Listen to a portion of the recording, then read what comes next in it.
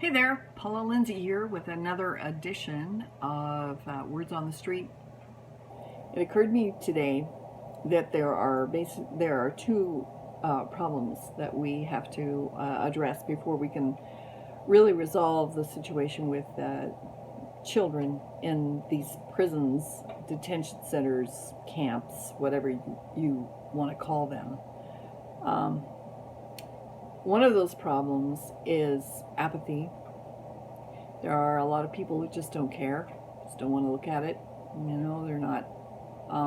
They're not interested one way or the other. That's a problem. And another problem, really, is the fact that there is a tremendous amount of cowardice in this country.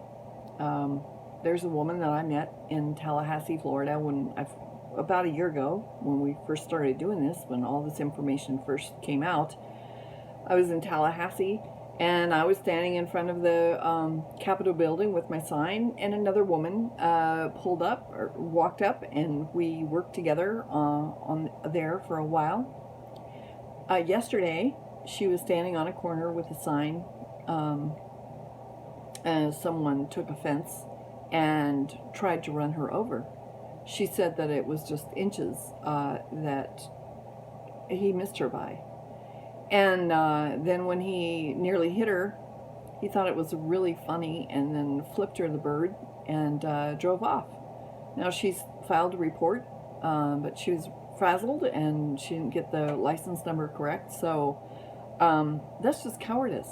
I mean, that's not being brave or cute or smart or anything. That's just being an absolute coward.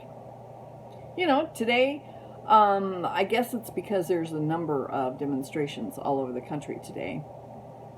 There was a number of people who were very verbally abusive today.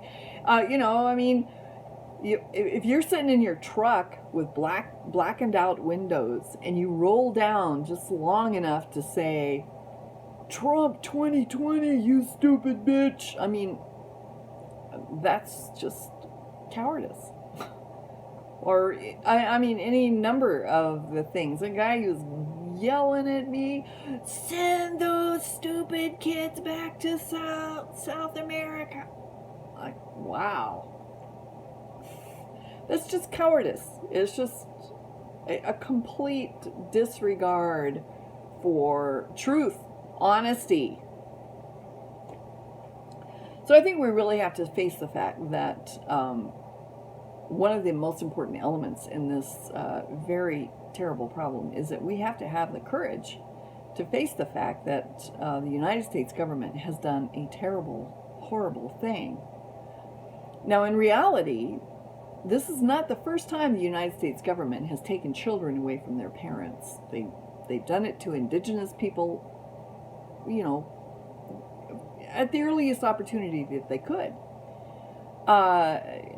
And we have to really look at this and be honest. I mean, how is it that we are able to do this? And you can handle it one of two ways, it seems to me. You can do it the Trump way, which is hit them hard, hit them cruelly, treat them badly, put them in the worst possible situation, and use that opportunity as a revenue stream. I still haven't been able to get an answer from my representative or my senators as to where this $750 per day per child is going. Somebody's getting it, and it's not the kids. So that's how Trump is handling this. The children's needs are not first. I mean, in any stretch of the imagination. Then there's the model of Ellis Island and the Statue of Liberty, which was open for decades, something like 62 years. 20 million people went through there. There was none of this accusing parents of being abusive for bringing their kid over here, none of this. And we were able to process like hundreds of people on average every single day for all the decades that Ellis Island was open. Now, are we really willing to accept that we have become so stupid through these last, they closed in 1952, through these last many years that we are completely unable to deal with a situation that is certainly not as many people. I mean, is it just a racial thing? I wonder. Is it just because these people are brown? They speak Spanish? I mean, we didn't seem to have any problem with it when they were coming in from places in Europe. You know, these are legitimate children. They are children that we are abusing, and it's going to take an honesty and a real courageous look and an acceptance that we have done something terribly wrong, and deal with it however it needs to be dealt with, and not be afraid to face the fact that we've done something really terrible and it has to be addressed.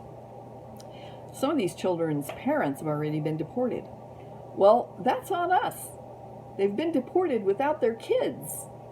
I mean, really, that would be like me walking to Canada with my children because I'm afraid for my life, and then they taking my children and making me come back here. I mean, it's unacceptable. And we have to be big enough and brave enough and resolved enough to handle this no matter what it takes. I mean, where is our courage to face this awful truth about what we've done? Anyway, talk to you tomorrow.